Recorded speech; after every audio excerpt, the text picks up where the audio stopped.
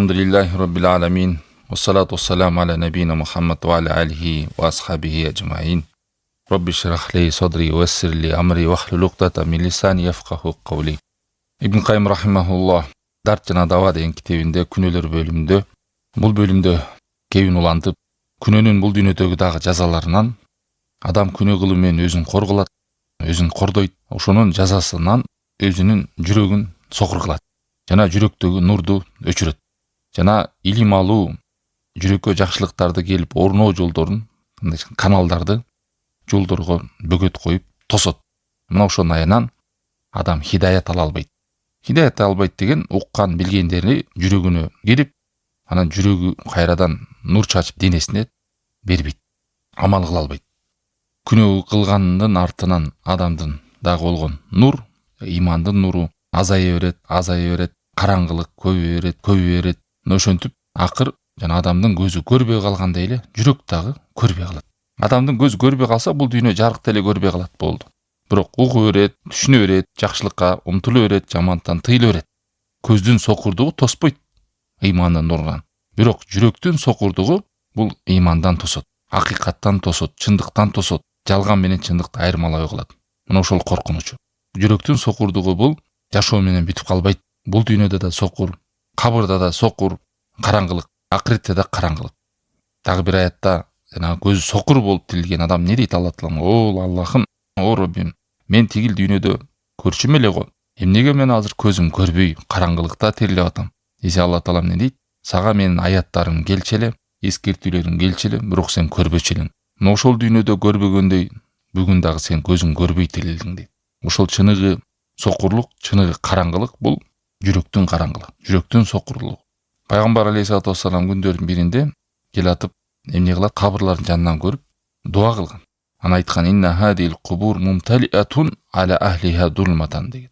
Мен карасам, могу кабырларда караңгылык каптап турганын көрдүм дейт. Мындай айтканда, нур жок деген сөз. Аллах Таала менин дуам менен булардын нурун, кабырларын нурлансын деп дуа кылып атам деген.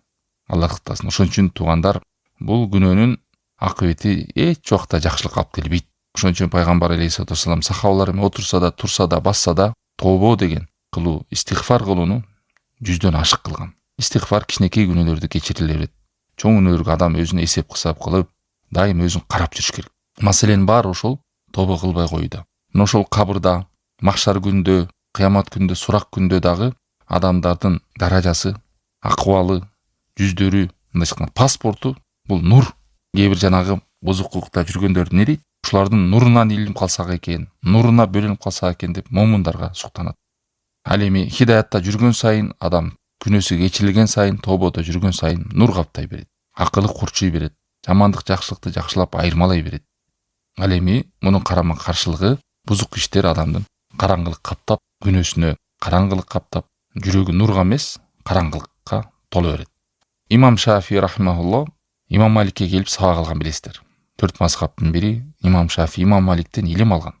Жаш кезинде келип алдына отурганда Имам Малик Имам Шафинин илимге болгон умтулуусун көргөн. Ушундай ынтызарлыгын байкаган. Имам Малик рахимахуллах эмне деген хадисти айтпасын, кандай гана аятты тафсирлебесин, кандай гана бир маселени айтпасын, заматта жаттап ала турган. Ошондой абалда болгон Имам Шафи. Бул абалын көргөн Имам Малик ушундай белгилүү тарыхтагы сөзүн айткан. Мен көрүп турам, Алла Таалам сенин жүрөгүңө нурду бериптир. Имам Шафиге айтып атат бул сөздү Имам Малик. Көрүп турам, сага жүрөгүңө нурду бериптир. Эми ушул нурду күнөөнүн караңгылыгы менен өчүрүп алба деген. Мындайча айтканда, азыр аябай зээндүү экенсиң, курч экенсиң, жүрөгүң таза экен, нур экен, маселени заматта түшүнүп, заматта жаттап атасың. Бирок ушул нерсе ушул ойдон калып калбайт. Күнөөнүн жамандыгы менен адам мокойт, караңгылайт. Эми ушул жүрөгүңдү сен кайра караңгы кылып алба деп осуят берген. Аллах Таалам да бизге Бакара сүрөсүнүн 282 аятында не деген? Ваттакуллах юаллимукумуллах. Силер Аллахтан коркуп таква эле болгула, Аллах Таалам силерге үйрөтүп коет деген.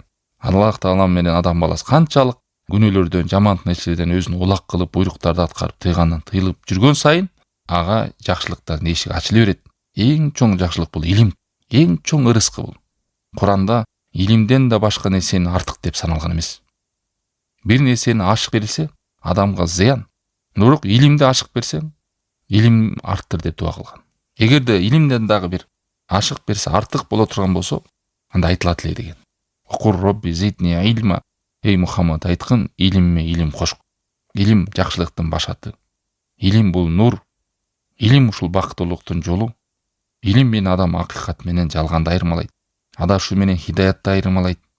Мына ушул эң чоң адамдагы бакытты, сизге берилген Аллах Таалам берген куралды, мээни, акылды, жүрөктү, ошону көздүн карегиндей кылып адам сакташ керек. Ал нерсе ошол караңгылык менен, жүрөктөгү нурду өчүрүү менен, күнөө кылуу менен адамда мокуйт. Кээ бир адамдар эмне эле эч нерсе жатталбай атам, мээме кирип жатат дейт. Ошентип өздөрүнүн айыптарындай байкайт да. Жүрөктө болгон караңгылык.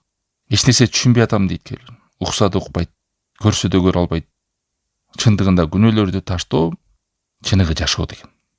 Анан кээде бул нерсе Кудай сактасын бетке чейин чыгат. Адамдын бетине караңгылык чыгат. Күнөөгө жараша кээде бетке да чыгат. Ошондон кээ бир күнөөдүн үстүндө жүргөн адамдарды карасаңар, жүзүндө нур жок. Караңгылыкты байкайсыңар.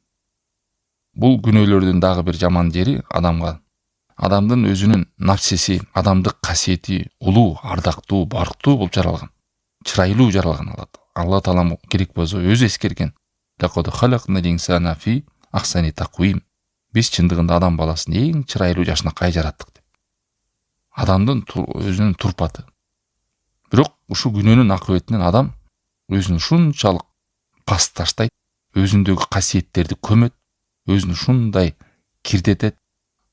Ва тахкируха деген шундай жерге чабат өзүн. Ал эми адам сооп иштин үстүндө жүргөн сайын, ибадатта, жакшылыкта аткарып, жамандыктан тыйылган сайын адамдын касиети жогору боло берет. Өсө берет. Акыл өсөт, ыйман өсөт, адеп ахлагы өсөт, жүрүм турум өсөт, акылы, парасаты, сезими, айырмалоосу адамдын нафси тазара берет. Ошону өндүрүп, өстүрүп, чоңойтот. Кеңейет адам. Алла Таалам Шамс сүрөсүнүн 9-аятында Код афлаха ман заккаха деген. Ал бактылуу болду, тозоктон арылды, жакшылыкка жетти, кимде ким өз нафсисин тазалаган болсо деген. Өз нафсисин адам кантип тазалайт? Буйрукту аткаруу менен, тыйгандан тыйылуу менен тазаланат. Окоду хаба ман дассаха. Бактысыз болду, кыйрады, өз нафсисин кирдетти дейт. Бактысыз болду, өзүн кыйратты, ким өз нафсисин булгаган болсо. Кантип адам булгайт экен? Жерге чаап, сондай кылып түшүрүүсү, кирдетүүсү бул Аллахка каршы болгондугу менен.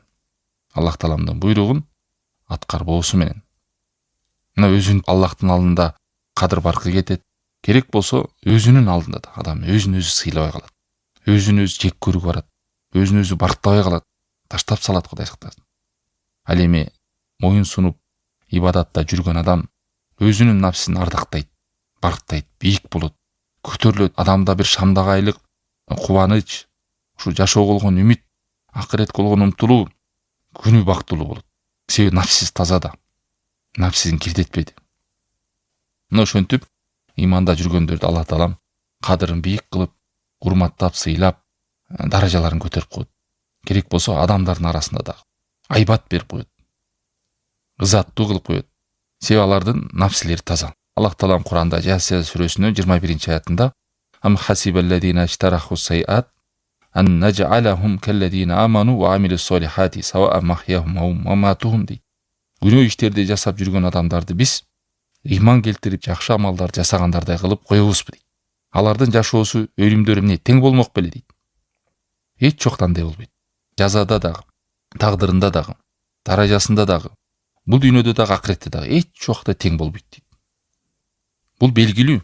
Аят хадистер менен, хидаяттын нуру менен адам ибадатта, жакшылыкта жүргөндө нафси тазарары. Адамдын бактылуулуктун даамын сезери.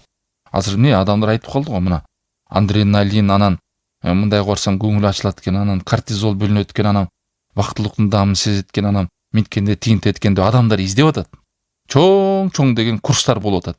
Кымбат, башы $100, аягы $5000 чейин. Ошонун максаты бар эмне? Бактылуулуктун даамын сезейин. Жашоодо рахат деген бар экен, ушундай бир сырлар бар экен. Анан мындай болот экен деп. Аллах берип койгон бакытты биз колдонбой, ошо капырлардын колунан издеп калган заманда. Кээ бирлер. Ошол жак акчаны коротуп. Бул жак акчада коротпойсуң. Сооп жыйнайсың. Мына Алла Таалам бизге бактылуулуктун жолдорун берип койгон. Анан каякта өзү бактылуулуктун даамын сезбеген, ыймандын нурун татпаган ошолор бизге бактылуулукту үйрөтөбү? Коучмун, анан тигимен мунумун деп жүрбөйбү. Алар жүздөрүндө жылмайбы, бирок жүрөктөрүндө кысылуу бар.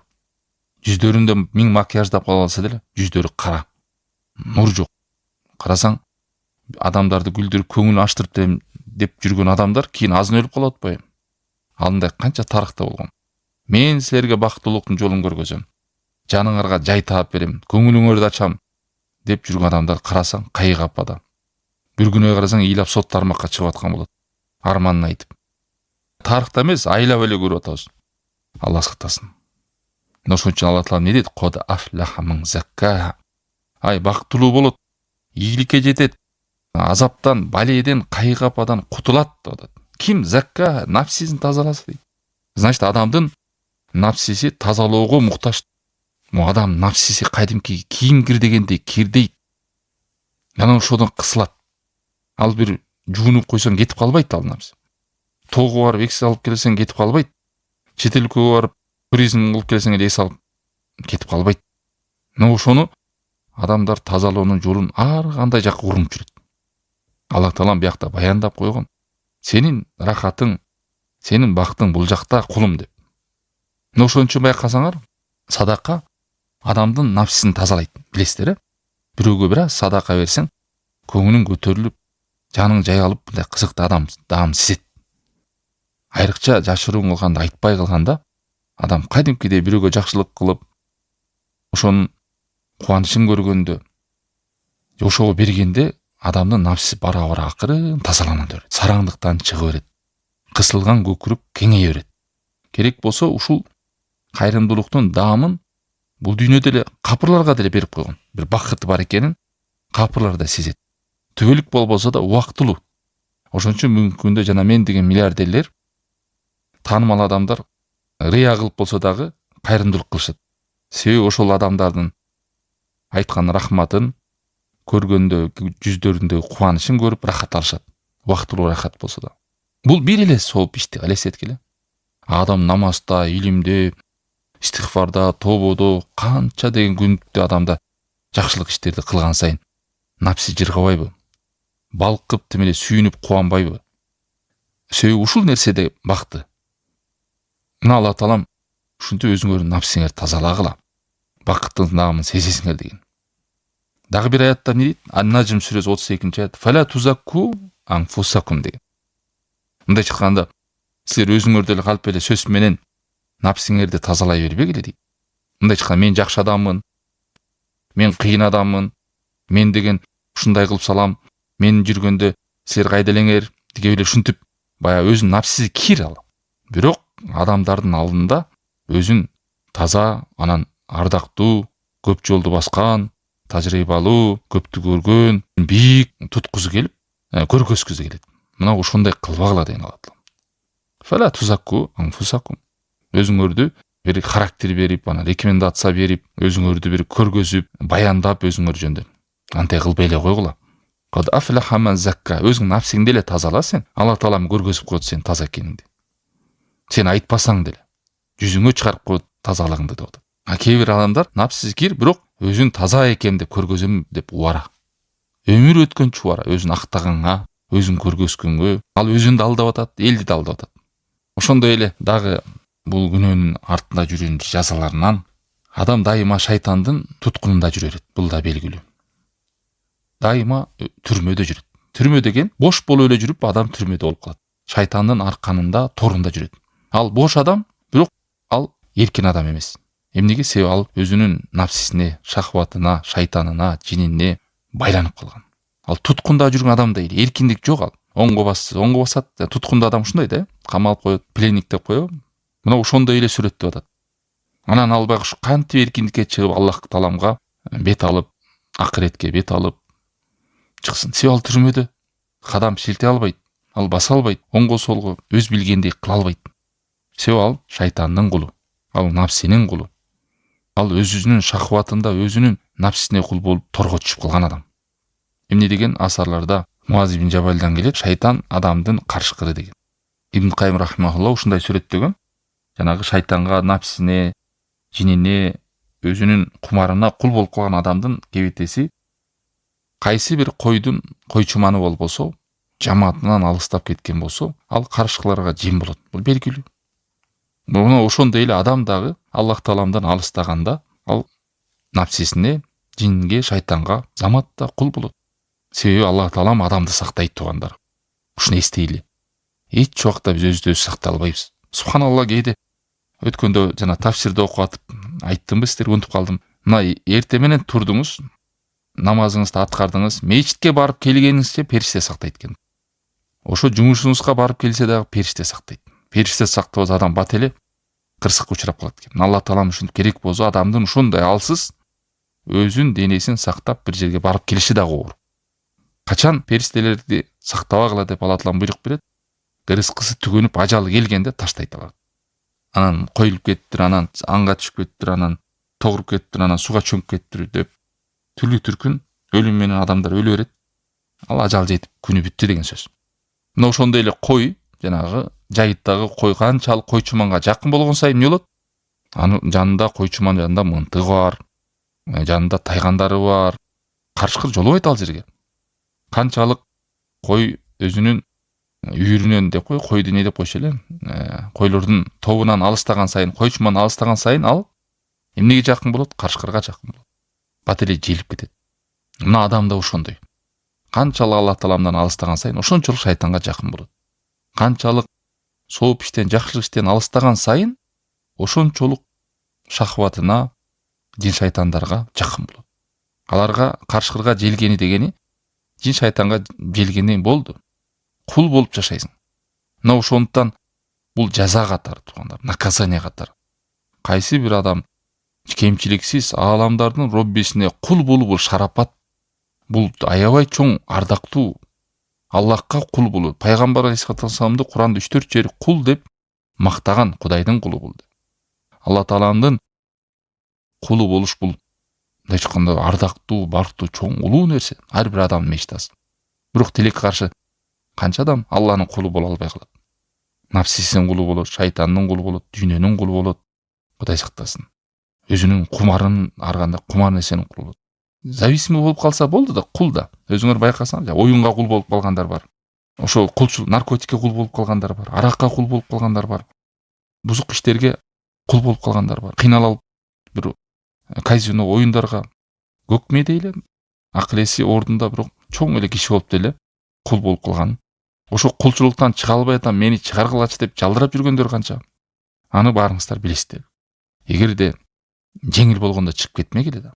Жана бир жака бирөөлөр кулчулукка түшүп калып, байкуштар паспортун жыртып салып, өзүнүн өлкөсүнө кайтып келе албай, 15 жылдан бери, 20 жылдан бери кул болдум, мени зорго чыгарды деп келип сүйүнүшүп атпайбы өлкөсүнө кайтып келип. Туура андай. Чыга албайт байкуш, чыга албай атам деп. Паспорту да жок. Жашоодо. Мына ошондой эле адам өзүн таштап салса, карабаса, жингедерге, шайтандарга кул болуп калат.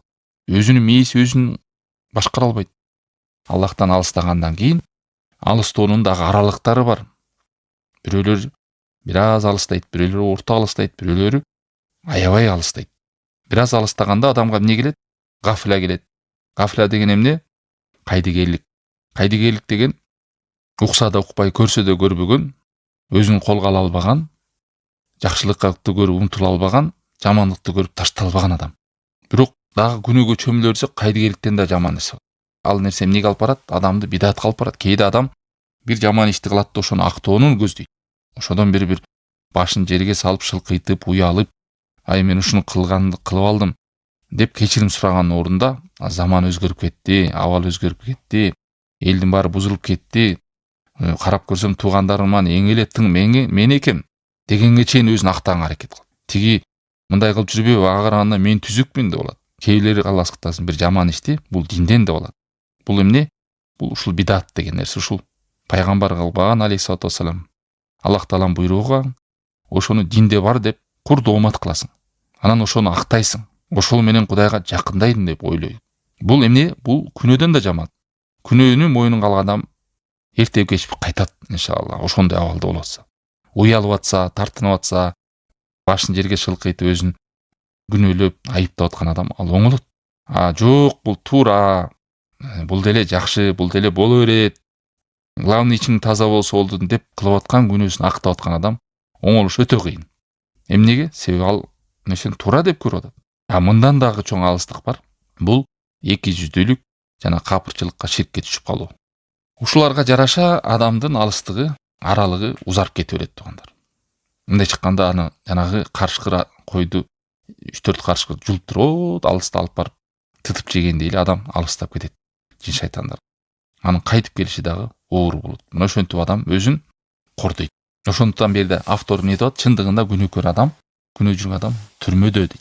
Кордукта, шордукта, өзүн көтөрөйүн, кадыр барктуу адам касиетинде кылайын деген ойдон алыс. Себеби ал шайтандын карамагында, Аллахтын сактоосунда эмес. Алла Таалам Куранда Бакара сүрөсүнүн 257-аятында Аллаху валиюллазина аману юхриджухум миназ-зулумати илан-нур дейт. Аллах Таалам ыйман келтирген адамдардын коргоочусу, аларды караңгылыктан жарыкка чыгарат дейт. Караңгылыктан нурга чыгарат дейт. Валлазина кафару аулияухумут тогут.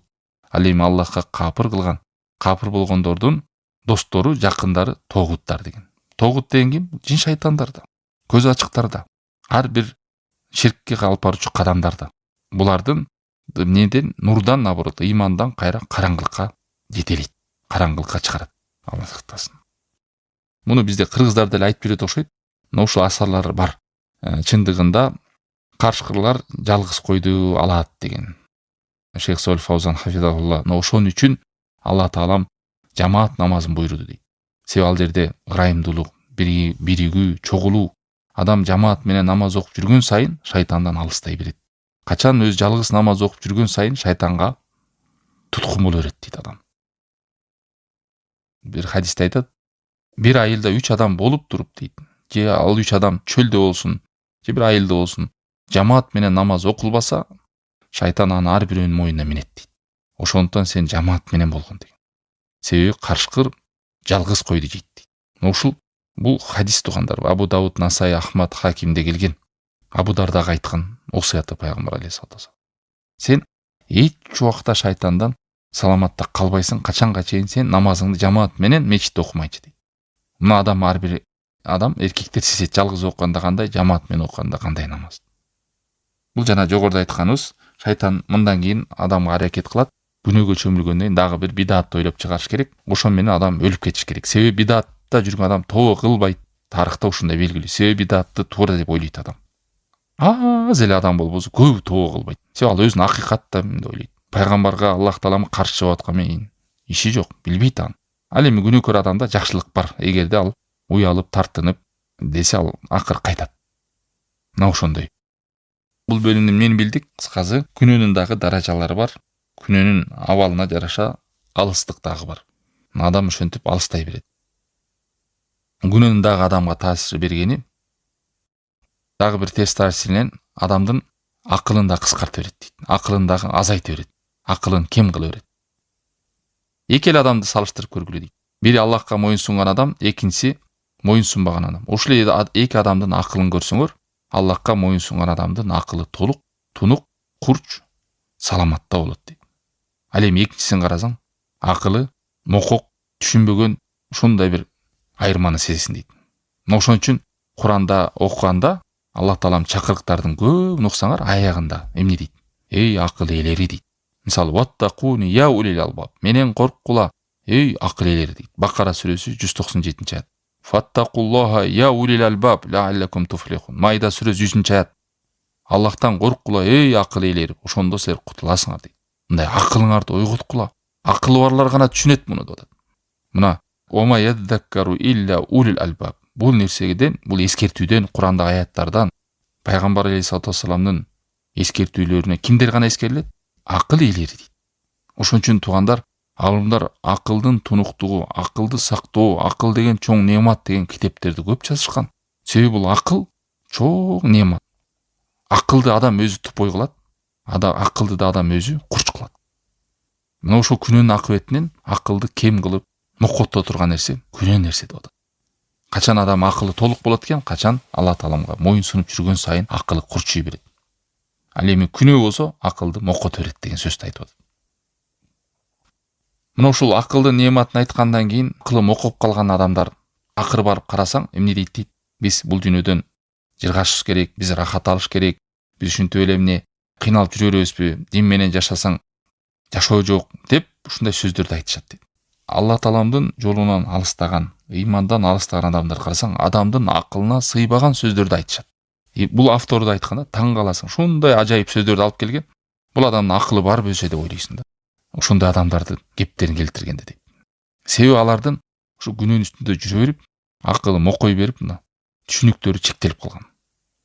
Болбосо ыйманда жүргөн адамдардын рахаты, эс алуусу тигилерден өйдөрөөк деп атат. Аллах Таалам берип койгон жакшылыкта, буйруктарды аткарып деле тыйгандардан тыйылып, күнөөдөн оолак болуп жүрүп адамдын эс алуусу, алган рахаты жанагы күнөөгө малынып, бул дүйнөдө жаралдык, эс алыш керек, жыргалыш керек, иман менен жашасак биз көп нерседен чектелип калабыз дегенге караганда мусулман адамдар көбүрөөк эс алып жашайт. Алар эс албай эле ошентип чарчашат. Себеби алар шахаваттардын, напсилердин кулу. Кордукту, ныксыроону, шалдыроону, кайдыгейликти бүт рахатынан сезе албайт. Намазды жакшы окуган, тахажжуд окуп жүргөн, илимде жүргөн, Куран окуган адамдардын сезген рахатын, даамын эч нерсе тең келбейт. Аны көлдөн дагы дүйнөдө түрлүү түркүн эс алууну көрсөң да, бул берген илимдин рахаты, имандын рахаты, Курандын рахаты, ибадаттын рахатында эч нерсе жок бул дүйнөдө. Болгону алар сезбегендиктен билишпейт. Балким бизди мусулмандарды ойлойт. Кыйналып жүрүшөт байкуштар, эч нерсени көрбөй калды. Бул дүйнөдө эч жакшылыкты даам сезбей калды, бизге окшоп жыргабай калды. Салаф солихиндер эмне деген? Наоборот, булар байкуштар. Алар сезбей калды деген. Бул дүйнөгө келди, ушул дүйнөдөгү жаннатты көрбөй кетишти, даамын сезбей кетишти деген.